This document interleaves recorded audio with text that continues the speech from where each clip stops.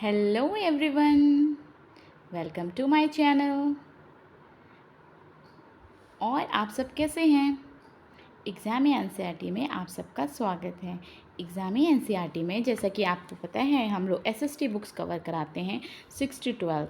अभी हमारी 6 की बुक्स चल रही हैं, उसके चैप्टर्स चल रहे हैं 6 के। ओके, इसमें हम हिस्ट्री, सिविक्स और 9th क्लास की हमने इकोनॉमिक्स स्टार्ट कर दी है।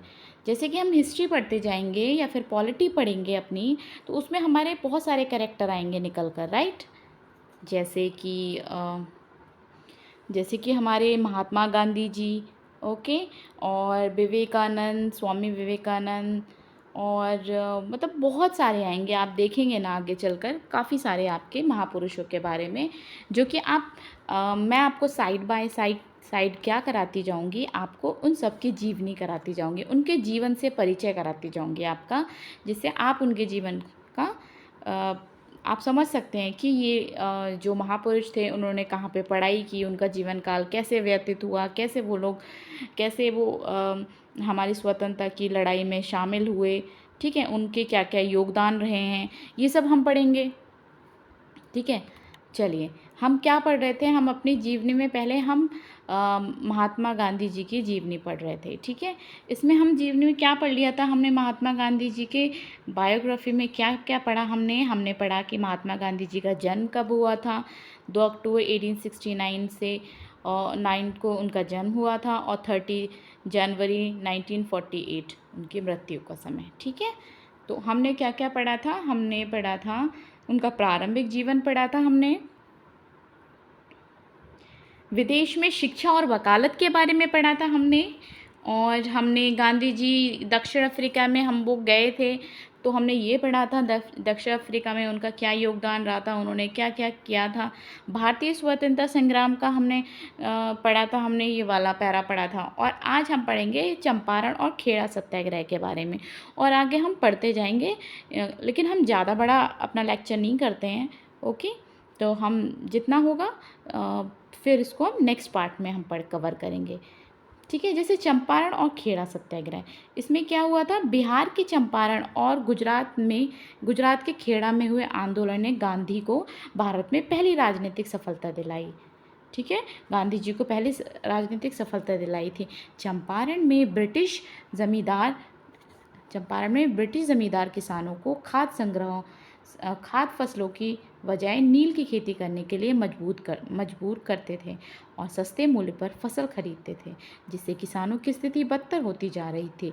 इस कारण वे अत्यधिक गरीबी से घिर गए।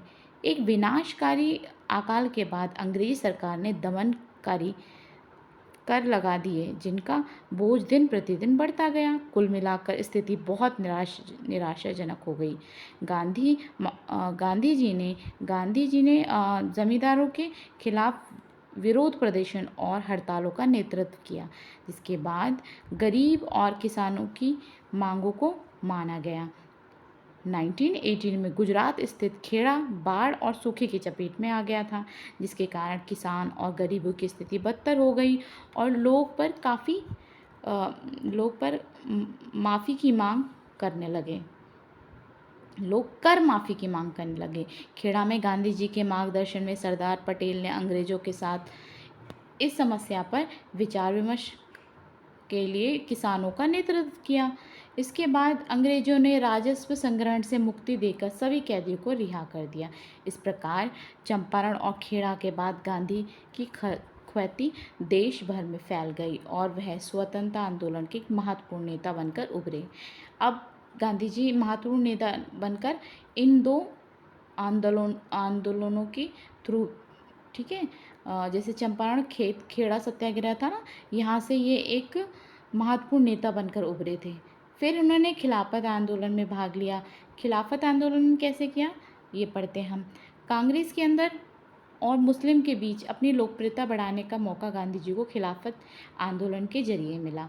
खिलाफत एक विश्वव्यापी आंदोलन था, जिसके द्वारा खलीफा के गिरते प्रभुत्व का विरोध सारी दुनिया के मुसलमानों द्वारा किया जा रहा था। प्रथम विश्व युद्ध में पराजित होने के बाद ऑटोमन साम्राज्य विखंडित कर दिया गया। जिसके कारण मुसलमानों को अपने धर्म और धार्मिक स्थलों को सुरक्षा को लेकर चिंता बनी हुई थी। भारत में खिलाफत का नेतृत्व ऑल इंडिया मुस्लिम कांग्रेस द्वारा किया जा रहा था। धीरे धीरे गांधी इसके प्रमुख प्रवक्ता बन गए। भारतीय मुसलमानों के साथ एकजुटता व्यक्त करने के लिए उन्होंने अंग्रेजों द्वारा दिए सम्मान और मेडल वापस कर दिए। इसके बाद गांधी ने सिर्फ कांग्रेस बल्कि देश के एकमात्र ऐसे नेता बने जिनका प्रभाव विभिन्न समुदाय के लोगों पर था। असहयोग आंदोलन में इनका योगदान गांधी जी का मानना था कि भारत में अंग्रेजी हुकूमत भारतीयों के सहयोग से ही संभव हो पाई थी, और अगर हम सब मिलकर अंग्रेज़ों के खिलाफ हर बात पर असहयोग करें तो आज़ादी संभव है। गांधी जी की बढ़ती लोकप्रियता ने उन्हें कांग्रेस का सबसे बड़ा नेता बना दिया था। अब वह इस स्थिति में थे कि अंग्रेज़ों के विरुद्ध असहयोग, अहिंसा तथा शांतिपूर्ण प्रतिकार जैसे अस्त्रों का प्रयोग कर सके। इसी बीच जलियांवाला नरसंहार ने देश को भारी आघात पहुंचाया, जिससे जनता में क्रोध और हिंसा की ज्वाला भड़क उठी थी। गांधी जी ने स्वदेशी नीति का आह्वान किया, जिसमें विदेशी वस्तुओं को, विशेषकर अंग्रेजी वस्तुओं का बहिष्कार करना था। उनका कहना था कि सभी भारतीय अंग्रेजों द्वारा बनाए गए वस्त्रों की अपेक्षा हमारे अपने लोगों द्वारा हाथ से बनाई गई खादी पहने। उन्होंने पुरुषों और महिलाओं को प्रतिदिन सूत काटने के लिए कहा। इसके अलावा महात्मा गांधी ने ब्रिटिश की शैक्षिक संस्थाओं और अदालतों का बहिष्कार, सरकारी नौकरियों को छोड़ना, अंग्रेजी सरकार से मिले तमंगों और सम्मान को वापस लौटाने का भी अनुरोध किया। असहयोग आंदोलन को अपार सफलता मिल रही थी, जिससे समाज के सभी वर्गों में जोश, भागीदारी बढ़ गई। लेकिन फरवरी 2022 में इसका अंत चौरी चौरा कांड के साथ हो गया। इस हिंसक घटना के बाद गांधी जी ने असहयोग आंदोलन को वापस ले लिया। उन्हें गिरफ्तार कर राजद्रोह का मुकदमा चलाया गया, जिससे उन्हें 6 साल कैद की सज़ा सुनाई गई। खराब स्वास्थ्य के चलते उन्हें फरवरी 1924 में सरकार ने रिहा कर दिया। अब क्या आया स्वराज और नमक सत्याग्रह में इनका योगदान। असहयोग आंदोलन के दौरान गिरफ्तारी के बाद गांधी जी फरवरी 1924 में रिहा हुए और उन्हें 1928 तक सक्रिय राजनीति से दूर ही रहे। इस दौरान वह स्वराज पार्टी और कांग्रेस के बीच मनमुटाव को कम करने में लगे रहे। इसके अतिरिक्त अस्पृश्यता, शराब, अज्ञानता और गरीबी के खिलाफ भी लड़ते रहे। इसी समय अंग्रेजी सरकार ने सर जॉन साइमन के नेतृत्व में भारत के लिए एक नया संवैधानिक सुधार आयोग बनाया, पर उसका एक भी सदस्य भारतीय नहीं था, जिसके कारण भारतीय राजनीतिक दलों ने इसका बहिष्कार किया। इसके पश्चात दिसंबर 1928 के कलकत्ता अधिवेशन में गांधी जी ने अंग्रेजी हुकूमत को भारतीय साम्राज्य को सत्ता प्रदान करने के लिए कहा, और ऐसा न करने पर देश की आज़ादी के लिए असहयोग आंदोलन का सामना करने के लिए तैयार रहने के लिए भी कहा। अंग्रेजों द्वारा कोई जवाब नहीं मिलने पर 31 दिसंबर 1929 को लाहौर में भारत का झंडा फहराया गया और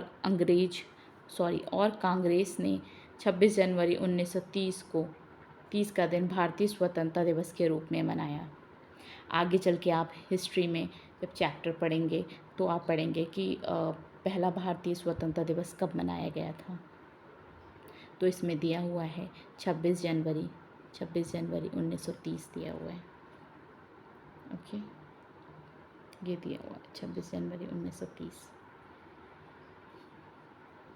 इसके पश्चात गांधी जी ने सरकार द्वारा नमक पर कर लगाए जाने के विरोध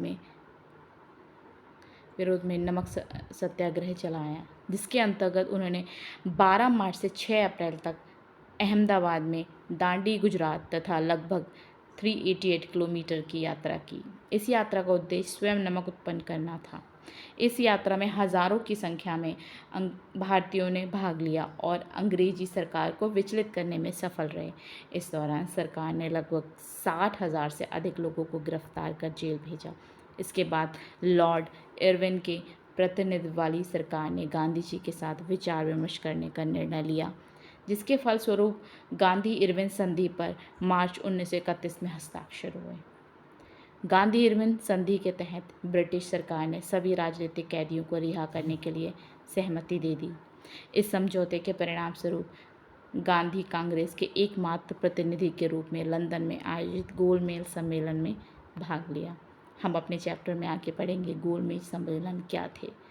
ठीक है, तो हम इसमें ये पढ़ेंगे कि एकमात्र कौन से प्रतिनिधि किसने हमारे देश का प्रतिनिधित्व किया था। तो हमारे गांधी जी जो थे ना, उन्होंने एकमात्र प्रतिनिधि थे जिन्होंने लंदन में आयोजित गोलमेज सम्मेलन में भाग लिया था, परंतु ये सम्मेलन कांग्रेस और दूसरे राष्ट्रवादियों के लिए घोर निराशाजनक रहा। इसके बाद गांधी फिर से गिरफ्तार कर लिए गए और सरकार ने राष्ट्रवादी आंदोलन को कुचलने की कोशिश की। 1934 में गांधी ने कांग्रेस की सदस्यता से इस्तीफा दे दिया। उन्होंने राजनीतिक गतिविधियों के स्थान पर अब रचनात्मक कार्यक्रमों के माध्यम से सबसे निचले स्तर से राष्ट्र के निर्माण पर अपना ध्यान लगाया। उन्होंने ग्रामीण भारत को शिक्षित करने, छुआछूत के खिलाफ आंदोलन जारी रखने, कताई बुनाई और अन्य कुटीर उद्योगों को बढ़ावा देने और लोगों की आवश्यकताओं के अनुकूल शिक्षा प्रणाली का काम शुरू किया। तो फ्रेंड्स, हम लोगों ने अभी इतना पढ़ लिया। आगे के पार्ट में हम इससे आगे पढ़ेंगे कि हरिजन आंदोलन में गांधी जी का क्या योगदान रहा था और जो द्वितीय विश्व युद्ध में भी क्या योगदान रहा गांधी जी का। ठीक है, हम अपनी ये बायोग्राफी यहाँ पे कंप्लीट करेंगे, जब गांधी जी की कैसे हत्या की गई थी। ठीक है, तो हम ये कंप्लीट कर लेंगे अपने नेक्स्ट पार्ट में। ओके, तब तक आप लोग इस वीडियो को देखना और आपको समझ नहीं आया तो आप उसे दोबारा देखना और आपका अच्छे से रिवीजन हो जाएगा। फिर आपको अपने जो हमारे गांधी जी हैं, हमारे राष्ट्रपिता हैं, इनका जो कैरेक्टर है वो हमें अच्छे से समझ आ जाएगा। जिससे हम चैप्टर्स कंप्लीट करेंगे तो हम आराम से समझ सकते हैं कि गांधी जी ने कहाँ कहाँ क्या क्या काम किया था। ठीक है, ओके फ्रेंड्स, तब तक आप लोग अपना ध्यान रखिए, पढ़ते रहिए और क्लास में आते रहिए। Thank you.